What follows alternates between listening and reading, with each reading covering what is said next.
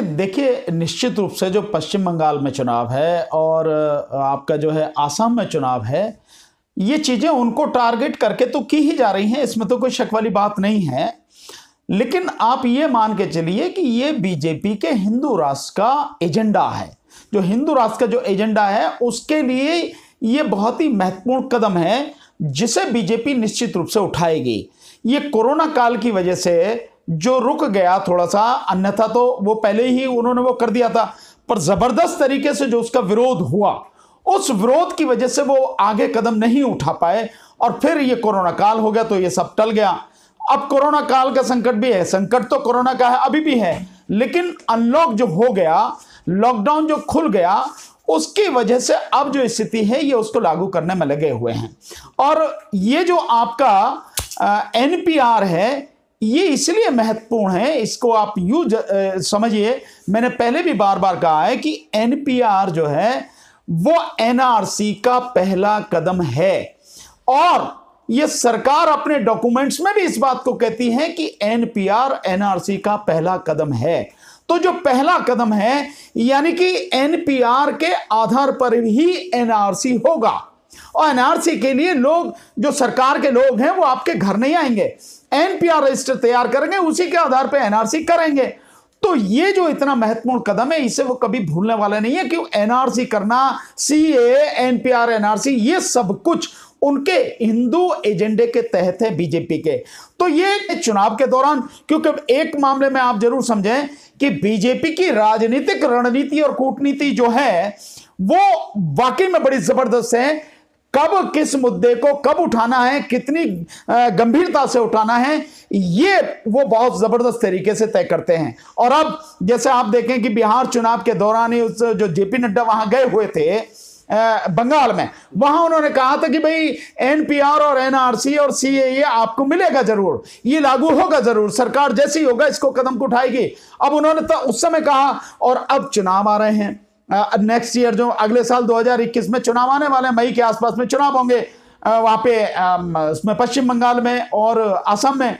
तो ये उसको देख के निश्चित रूप से उठाया गया, जानबूझकर उठाया गया कदम है। तो लोगों को ये नहीं भूलना चाहिए, बीजेपी अपने हिंदू राष्ट्र के मुद्दे को कभी नहीं भूलती, बहुत मजबूती के साथ में उसको लेकर चलती है।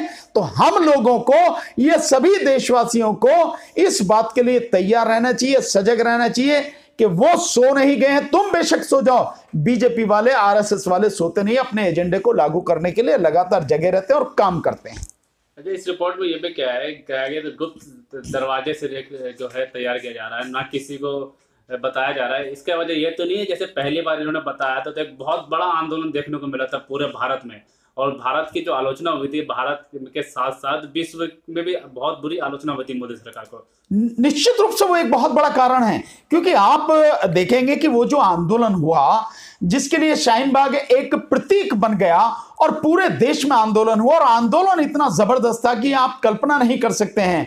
बिहार के दूर दराज इलाकों में, पश्चिम बंगाल के दूर दराज इलाकों में कितनी जबरदस्त भीड़ उमड़ी हुई थी, आप उसका अंदाजा नहीं लगा सकते। मैं जहां जहां गया, बिहार में कई जगह गया, मैं पश्चिम बंगाल में मैं गया, मैं आपको बताऊं छत्तीसगढ़ में मैं गया, झारखंड में मैं गया, कर्नाटक में मैं गया, मध्य प्रदेश में गया, मतलब इस तरह से इतने जबरदस्त तरीके से वहां पे लोग उसके विरोध में थे।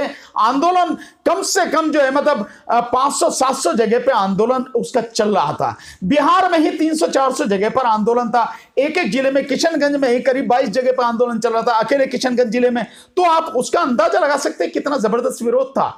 उस विरोध को, और उस विरोध में महिलाओं की बहुत बड़ी भागीदारी थी, ऐसा इतिहास में अभी तक कभी नहीं हुआ जो इस आंदोलन में हुआ। सरकार उससे डरी हुई है निश्चित रूप से, और इसीलिए गुप्त दरवाजे से ला रही है। और वैसे भी गुप्त दरवाजे से, चोर दरवाजे से, पीछे के दरवाजे से लाने की इनकी जो है अपनी संस्कृति है बीजेपी वालों की। आप देखेंगे कि जो किसानों के संबंध में जो कानून लाया गया, तीनों कानून, जो 3 अध्यादेश लाए गए जून के महीने में, वो भी पिछले दरवाजे से लाए गए। जब लॉकडाउन है, कोरोना महामारी चल रही है, उस समय आप किसानों से बात किए बिना वो लेके आ रहे हैं। तो ये सब इनकी राजनीति है, और ये जो सब लाए हैं हिंदू मुस्लिम एजेंडा, इनकी राजनीति का एकमात्र और सबसे प्रमुख एजेंडा है। इसलिए ये सब कुछ जो सारी चीजें कर रहे हैं, क्योंकि बिहार जो पश्चिम बंगाल का इलेक्शन है, आसाम का इलेक्शन है, वो सर पे है।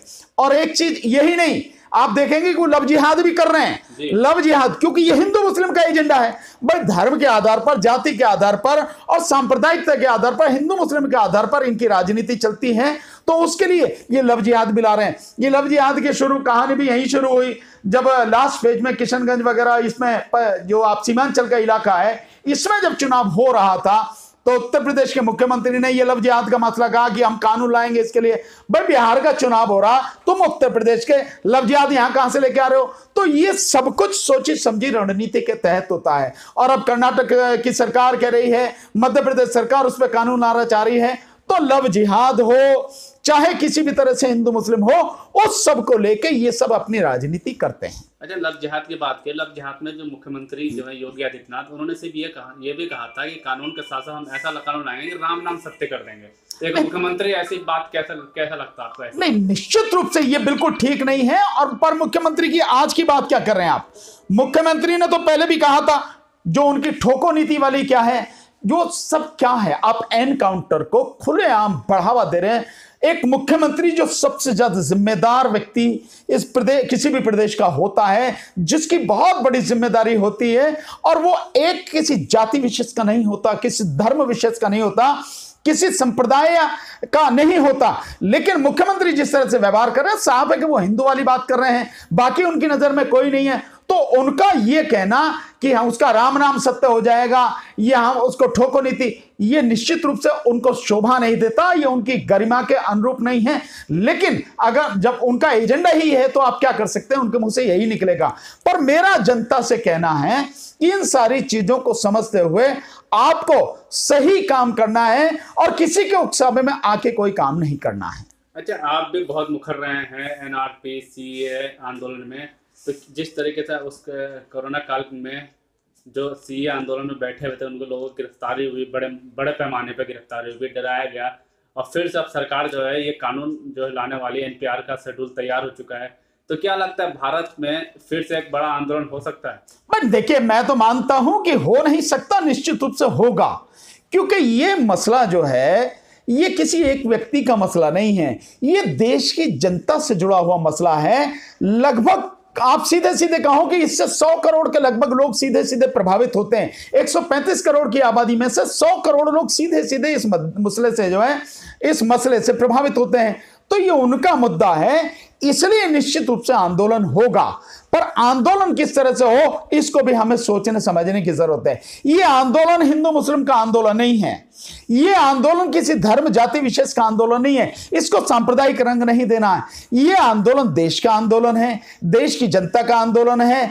क्योंकि इससे सबसे ज्यादा प्रभावित गरीब और कमजोर लोग जो हैं इस देश में, जो दबे कुचले लोग हैं, जो अनपढ़ लोग हैं, वो लोग इससे सबसे ज्यादा प्रभावित होंगे। और उनकी संख्या इस देश में 100 करोड़ के ज्यादा है। तो वो उनका मसला है, ये किसी एक जाति या धर्म का मसला नहीं है। तो कोई भी इसको जाति या धर्म का रूप ना दे। बीजेपी यही चाहती है कि इस मसले को एक धर्म का रूप देकर और इस देश में ध्रुवीकरण की राजनीति करे। और क्योंकि चुनाव हो रहा है, चुनाव आने वाला है पश्चिम बंगाल में और असम में, वो यही चाहेगी कि ये ध्रुवीकरण हो जाए, हिंदू मुस्लिम हो जाए, और लोग कहें कि भैया वो तो कहें बीजेपी वाले, देखिए हम तो देश की भलाई के लिए कानून लाना चाहते हैं और ये इसको जो है हिंदू मुस्लिम लेके चलना है। तो कोई भी इस तरह के काम न करे। पहले जिस तरह से तरीके से आंदोलन हुआ था, आंदोलन मैं समझता हूं जो भी होगा एक तरीके से होगा, सभ्यता के दायरे में होगा, कानून के दायरे में होगा, संविधान के दायरे में होगा, प्रजातांत्रिक और लोकतांत्रिक तरीके से होगा। इस देश की जनता इस बात को जानती है। जहां तक रही कि गिरफ्तारियों की बात, निश्चित रूप से गिरफ्तारियां इसलिए की जा रही हैं, झूठी एफआईआर इसलिए की जा रही हैं, लोगों को, बेगुनाह लोगों को इसलिए फंसाया जा रहा है ताकि लोग डर जाएं और आगे आंदोलन ना करें। ये सोचें कि यार जब पहले किया था तब उसमें सीएनआरसी में जबरदस्ती सबको बना दिया। निश्चित रूप से वो झूठा फंसाएंगे, निश्चित रूप से झूठी एफआईआर होंगी, बेगुनाह लोगों को फंसाएंगे। पर इससे डर के कभी भी आंदोलन रोका नहीं जाता। आंदोलन करना पड़ता है जब लोगों के हितों को कुचलती है सरकार, जब जनता का हित न सोच के केवल राजनीतिक सत्ता के लिए सरकार काम करती है, तो आंदोलन करना पड़ता है और आंदोलन होगा, मुझे पक्का विश्वास है। लेकिन कोई भी, जैसे मैंने कहा, सांप्रदायिक रूप, धार्मिक रूप नहीं दिया जाना चाहिए। सरकार यही चाहेगी, बीजेपी सरकार यही चाहेगी कि इसको ये रूप मिले। अगर ये रूप इसने पकड़ लिया, या कोई भी नेता या कोई भी पार्टी इसको इस तरह से अगर प्रोजेक्ट करती है और उसका साथ देती है, तो निश्चित रूप से आप बीजेपी का ही काम कर रहे हो, बीजेपी के लिए ही आप काम कर रहे हो किसी भी हालत में। क्योंकि बीजेपी तो चाहती है कि हिंदू मुस्लिम हो जाए, इस आंदोलन का रूप ही हिंदू मुस्लिम दिया जाए।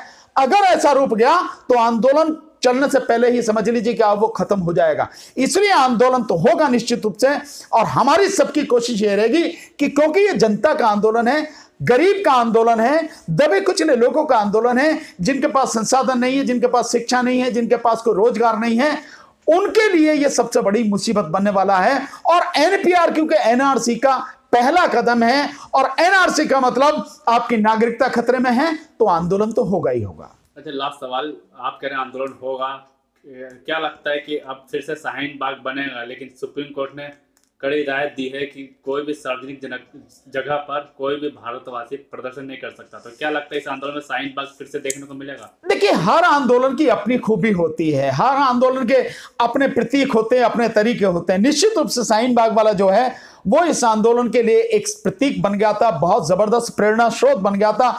उससे प्रेरणा लेके पूरे देश में जगह जगह शाहीन बाग की तर्ज पर आंदोलन हुए थे, वो तो रहेगा। अब वहां से शुरू होगा, कहां शुरू होगा मैं नहीं जानता हूं, मैं नहीं कह सकता हूं, क्योंकि जो भी आंदोलन करने वाले लोग हैं वो पहले भी संविधान के दायरे में आंदोलन कर रहे थे, प्रजातांत्रिक तरीके से आंदोलन कर रहे थे, लोकतंत्र की सीमाओं के अंदर आंदोलन कर रहे थे, अपने अधिकार का सदुपयोग कर रहे थे। उन्होंने कभी किसी ने भी कानून का बेजा उल्लंघन नहीं किया, कभी भी कोई उल्लंघन नहीं किया। अगर कहीं दिक्कत आई, जैसे माना आप शाहीन बाग के विषय में मैं आपको बताऊं, शाहीन बाग को जबरदस्ती बदनाम किया गया कि उन्होंने रास्ता रोका। शाहीन बाग वालों ने कभी रास्ता नहीं रोका। वो जो आंदोलन था, जिस सड़क पर हो रहा था, वो सड़क बहुत चौड़ी सड़क है और वन वे ट्रैफिक वाली, यानी दोनों तरफ सड़क है, बीच में डिवाइडर है, इधर भी सड़क है, इधर भी सड़क है, और बहुत चौड़ी सड़क है। और वो एक साइड में बैठे थे, बड़े तरीके से, बड़े सभ्य तरीके से बैठे थे। ये पुलिस प्रशासन जो दिल्ली का था और दिल्ली सरकार और आपकी जो है उत्तर प्रदेश सरकार, इन्होंने इस आंदोलन को बदनाम करने के लिए एक दुष्चक्र, एक दुष्षड्यंत्र जो है ना, वो उन्होंने रचा। वो कैसा था मैं आपको बताऊं। अगर आप दिल्ली से और नोएडा से परिचित हैं तो आप देखिए कि दिल्ली में जो सरिता विहार है, वहां से नोएडा के लिए रोड आती है, और नोएडा में जो कालिंदी कुंज होते हुए जाती है, और नोएडा में जो रोड है, वहां जो महामाया फ्लाईओवर है, उस महामाया फ्लाईओवर के पास में एक गोल चक्कर है। तो उत्तर प्रदेश सरकार ने तो वहां महामाया फ्लाईओवर के पास गोल चक्कर पर रोक दिया, और दिल्ली सरकार ने वहां सरिता विहार पर रोक दिया। वो रोड बिल्कुल खाली पड़ा, जो वन वे ट्रैफिक वाली रोड है, बहुत चौड़ी रोड है, दोनों तरफ से बड़े आराम से वहां ट्रैफिक चल सकता था, उसे कोई दिक्कत नहीं थी। और शाहीन बाग का आंदोलन कालिंदी कुंज पे जहां वो रोड मिलती है, उससे करीब आधा 1 किलोमीटर अंदर था। लेकिन जबरदस्ती इन दोनों सरकारों ने इस आंदोलन को बदनाम करने के लिए यह षड्यंत्र रचा कि वहां से उन्होंने रोक दिया, ताकि जो उत्तर प्रदेश की जनता है, जो नोएडा की विशेषकर जनता है, फरीदाबाद की, दिल्ली की जनता है, जो उधर से आने वाले लोग हैं, वो सब परेशान हो और उन्हें 10-12 किलोमीटर का चक्कर काट के जाना पड़ता था। वो अगर उसे खोल के रखते तो ये स्थिति नहीं आती। जबरदस्ती उस आंदोलन को बदनाम किया गया। क्यों किया गया? कि जो केजरीवाल सरकार है वो भी आरएसएस का एजेंट है केजरीवाल, और बीजेपी की बी टीम के रूप में काम करती है। वो बीजेपी की बी टीम है आम आदमी पार्टी, और इधर जो उत्तर प्रदेश में थी ही योगी की सरकार, बीजेपी की सरकार। तो इन दोनों सरकारों ने षड्यंत्र करके उस आंदोलन को बदनाम करने के लिए सड़क को रोका, और इसलिए सारी चीजें बनी। अन्यथा शाहीन बाग का आंदोलन बिल्कुल एक साइड में था, बहुत तरीके से था। उन्होंने केवल एक मांग की थी, आप हमें यह सुरक्षा दें। अगर पुलिस प्रशासन उनको सुरक्षा देता तो बड़े आराम से दूसरी साइड की जो रोड थी वो चल सकती थी, ट्रैफिक बहुत स्मूथली चल सकता था। लेकिन उन्होंने वो नहीं किया। और सुप्रीम कोर्ट ने भी जो टिप्पणी की है वो इस तरह की, लेकिन कोर्ट को भी टिप्पणी करने से पहले मैं समझता हूं इस बात पे भी ध्यान देना चाहिए कि आंदोलन जो किए जाएंगे, अगर आप शहर से बाहर कोई जगह उनके लिए निश्चित कर देंगे, वह आंदोलन करने का क्या मतलब है? शहर में आंदोलन एक ऐसी जगह आप उनको दीजिए ताकि जो है लोगों तक उस संदेश जा सके कि ये लोग क्यों आंदोलन कर रहे हैं, क्यों आवाज उठा रहे हैं, क्या इनकी दिक्कत है, क्यों इनकी दिक्कत सुनी नहीं जा रही है। आंदोलन का यही मतलब होता है कि सरकार सुने, लोग सुने, जाने लोग कि इनको क्या दिक्कत है। भाई देश में किसी हिस्से में कोई बात हो रही है, किसी व्यक्ति के साथ में या किसी समाज के साथ में या देश के साथ में जो दिक्कत हो रही है, आंदोलन से ही पता लगती है। तो वो बीच में ही होना चाहिए। और देश में इस तरह की जगह हैं।